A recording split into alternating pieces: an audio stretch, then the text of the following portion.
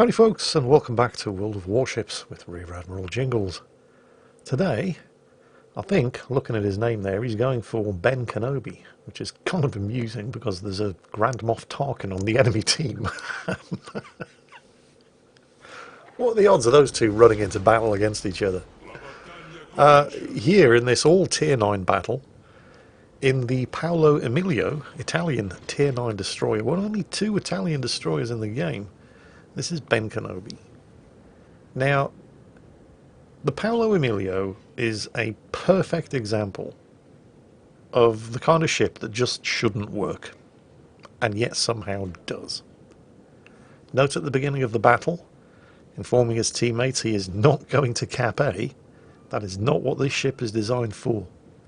And he's absolutely right, because on paper, this is a disastrously bad ship. I remember when this ship was first made available to the community contributors for testing. Well, actually, before we were allowed to play it, we were allowed to look at it. And pretty much every single one of us said, "What the hell are you thinking?" The Paolo Emilio is a destroyer with concealment so bad that it will be outspotted by some cruisers. This thing will be spotted on the surface from a range of 9.08 kilometers. And it has torpedoes that only have a 6-kilometer range. It has a lot of guns. There are 4 turrets there, each with 2 guns apiece. But the guns have a 10.7 second reload. There are heavy cruisers that reload their guns faster than this. So it's a destroyer with a lot of guns, but with such a slow reload that it's almost never going to win a gunfight with anything. And, oh, hang on a second, he's been spotted. Well, understandable, his stealth is terrible. He's run into the enemy Z-44. So guns are ready to go. And these guns do hit hard. I mean, that was 7,000 damage with a single salvo. The problem is, he now has to wait 10 seconds before he can use the guns again. It's theoretically possible for these guns to do 8,000 damage in one go, so 7,046 was pretty good. It's just the length of time that you have to wait before you can use them again. Luckily for Ben, the Z-44 was going so fast that he isn't able to fully take advantage of the smokescreen, and he is able to get a second salvo off. And there are the Z-44's torpedoes. Now, Ben is closing in on the smokescreen here, but he's no longer detected, and I have to admit, because I'm pretty unfamiliar with the Z-44, I was thinking to myself, why is that German destroyer not using his hydro? Because hydro's the German destroyer thing, isn't it? Except it turns out the Z-44 is unique amongst German destroyers in that it doesn't get it, so that explains that one. Hang on a minute, what's this? A torpedo warning from the other side? What's going on here? Yeah, that would be the friendly Ibuki, or one of them at least. That, I'm afraid, is going to be fairly indicative of the standard of team play and cooperation that you can expect to see from the rest of Ben Kenobi's team for the remainder of this match.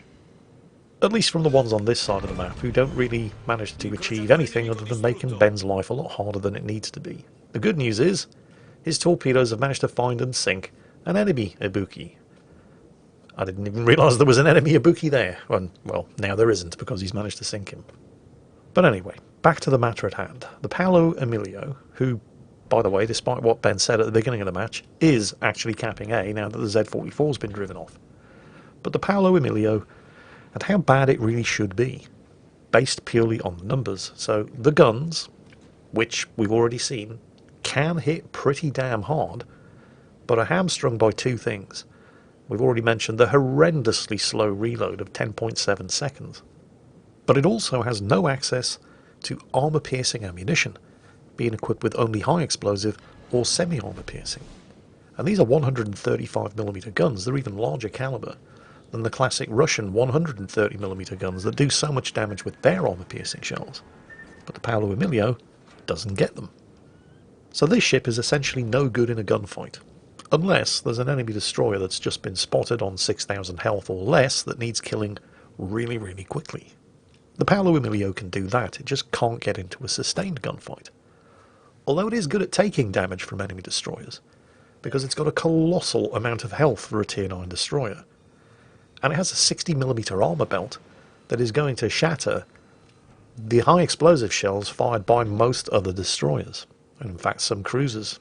And in fact, with careful angling, you can actually bounce cruiser armor piercing in this ship. But it's definitely not a gunboat.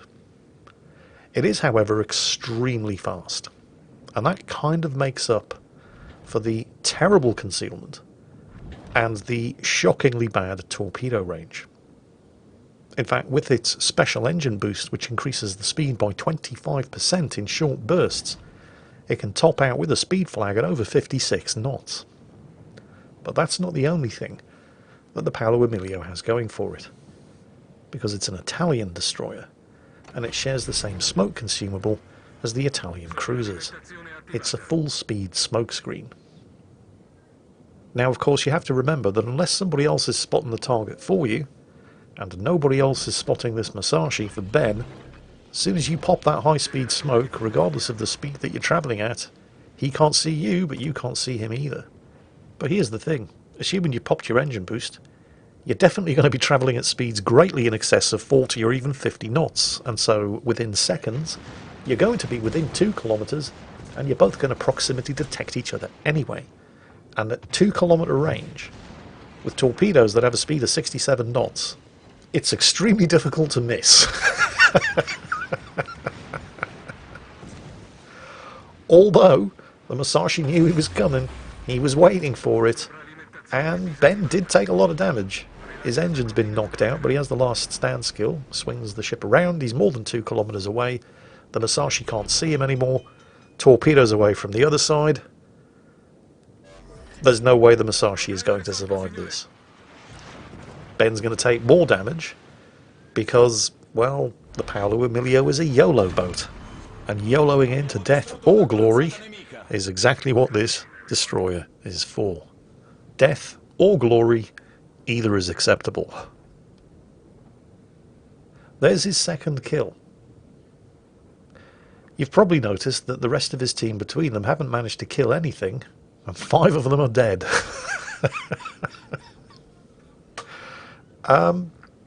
Yeah. Most of the ships on the team that have died so far have all died over on the eastern end of the map, which has been completely overrun by the enemy team. Unfortunately, the backup and support that Ben has available on the western end of the map, well, if you take a look at the minimap and have a look down to the south of Ben's current position, you'll see a Minnesota, a Missouri, a Heisen, and an Ibuki, all of whom appear to be cowering in terror from the badly damaged Z-44, who's the only other enemy ship left on this side of the map, who probably isn't even on this side of the map anymore, but that's where he was last spotted. I don't know what they're doing all huddled around the islands over there, perhaps waiting for a written invitation to get their asses into gear. But I think it's fairly safe to say Ben's got a bit of a mountain to climb here, with support from teammates like that. First, however, a bit of comedy gold. Observe the enemy Udaloy, who thought he was nice and safe inside his smokescreen, but didn't realise that he was firing his guns this close to a Paolo Emilio, and so of course got detected. Probably came as a very great surprise to Ben as well, although he knew something was there because there was a smokescreen, but not as big a surprise as those torpedoes were. To the Udaloy. I liked that. That was very cool. You'll note that despite being in the destroyer with possibly the worst concealment in the game, he's capping again. And there was a brief moment of danger there, as he was momentarily detected by radar, but that danger is over. And the Georgia up there, he has to be sweating bullets around about now, because he knows there's a Paolo Emilio in the perfect position to cut him off from linking up with the rest of his team. The only thing he knows about the Paolo Emilio is that he's in the cap circle, and then Ben finishes capping, and now the Georgia doesn't even know that much. And there's a very, very handy island over there that's going to allow Ben to get as close as he possibly can to that Georgia, to engage the pain train, start the YOLO rush, and use his full-speed smoke as late as he possibly can, because the Georgia's secondaries are no joke, and he doesn't have a huge amount of health left. And here he goes. Engine boost active, full speed, smoke active, choo-choo, motherfucker!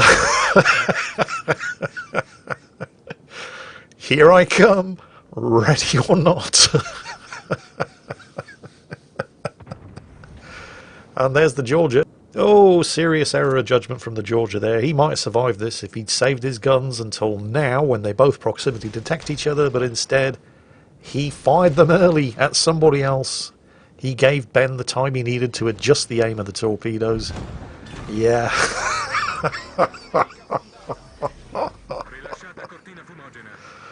222,000 damage. Yet another kill. And the Georgia, quite frankly, stood no chance. Although, if he'd held his fire until Ben was spotted, he could have potentially survived that. Or at the very least, taken Ben with him. But I don't know why he chose to ignore the onrushing smokescreen, but ignore it he did. And now, in a destroyer, which I must hasten to remind you, just in case the point hasn't been hammered home yet, which has possibly the worst concealment in the game, he's going for his third cap. Taking a look at the scores, I mean, they're down 1 kill, but the team are actually winning. They're slightly behind on points, but that situation looks like it's about to change. They have 2 caps. The enemy team only control capture point Charlie, and capture point Delta is being flipped. Of course, it's being flipped by Ben, and he's probably going to be able to take it, but any illusion of competence from the other remaining 3 ships on the team is exactly that, an illusion. All 3 of those battleships are clustered in the same spot, with torpedoes coming from 3 different directions, or 2 different directions, with an Osterjotland sneaking around behind them. Thankfully, Ben is able to do something at least about the Fletcher. But that still leaves the Z-44 and the Osterjotland. And there are more torpedoes on the way. Well, there are fresh torpedoes that have just been spotted. We can see the Osterjotland, the Heisen's gone down to the Fletcher's torpedoes. I have to admit, I was expecting the Missouri to go down next. Is the Z-44 inside that smoke screen as well? He might be. He was last spotted in the same location as the Fletcher. Ben keeping an eye on the smoke screen, slowing his ass down. Yep, there's the Z-44. Shots out, 3 hits, not enough to kill him. He has been detected. But remember, the Z-44 doesn't have hydro. And I'm pretty sure he's just blown his torpedoes. Ben's torpedoes away. Remember, these torpedoes are pretty quick with a speed of 67 knots. And the Z-44 doesn't have hydro. Oh dear, oh dear, oh dear. It's kill number 6, by the way. I completely forgot to mention the fact that he earned a Kraken by killing the Fletcher. And that was just 1 torpedo launcher. So he's got another 2 ready to go. And I think there's an Iowa on the other side of this island. There goes the engine boost. There goes the full speed smoke. Here comes the paint train. Choo-choo, motherfucker!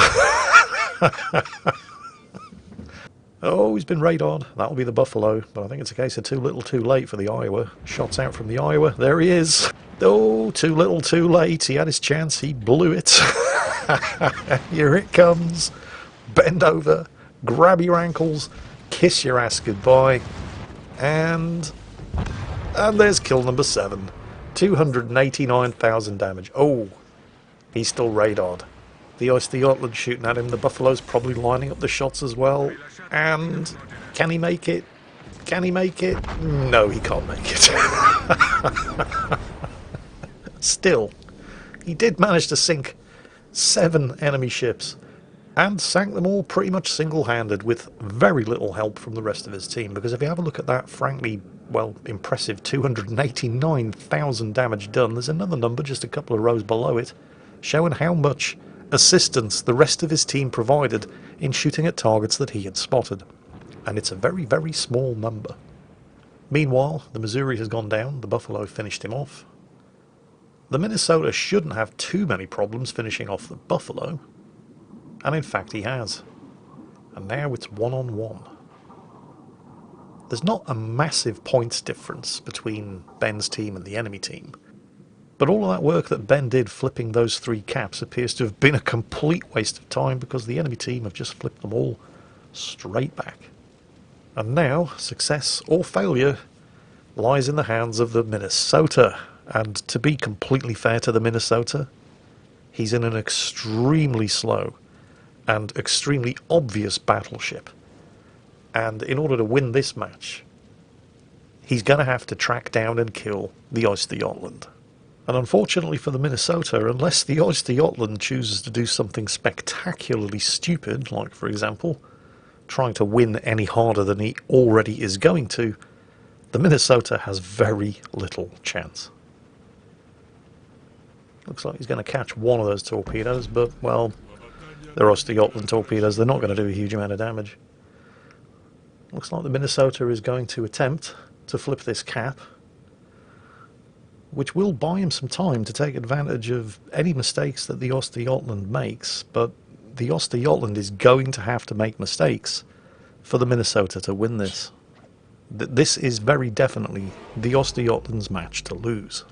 And then just when it looked like a certain loss, and we'd all assumed that the Oyster Yachtland did in fact have more than 2 brain cells to rub together, when he could have been content with simply stealth torping and farming a bit more damage, he did in fact decide that he had to win just that little bit harder than he was going to anyway, and starts giving his position away by open water gunboating against a battleship with 12 16-inch guns with high explosive shells loaded at a range of less than 6 kilometers. He's on 968 points, but all the Minnesota has to do is turn to get those rear turrets firing, and there's an excellent chance that the Minnesota's rear 16-inch guns can finish off the Oyster Yachtland, who is continuing to open water gunboat at suicide rate. Why is the Minnesota turning that way? Oh, well, of course. I mean, if the Minnesota had done nothing, or turned the other way, the rear turrets would have been able to fire. So faced with the choice of doing nothing, turning to the left or turning to the right, he made the only choice out of the 3 that was guaranteed to lose the match. And so that is the tragic story of how Ben Kenobi, in the Paolo Emilio, managed to get the EU damage record for this ship, 7 kills, and still managed to lose the match. Because remember, kids, if you can't take a joke, you shouldn't be playing online multiplayer games. And on that bombshell, that's it for today. I hope you enjoyed it, and as always, take care, stay safe, and I'll catch you next time.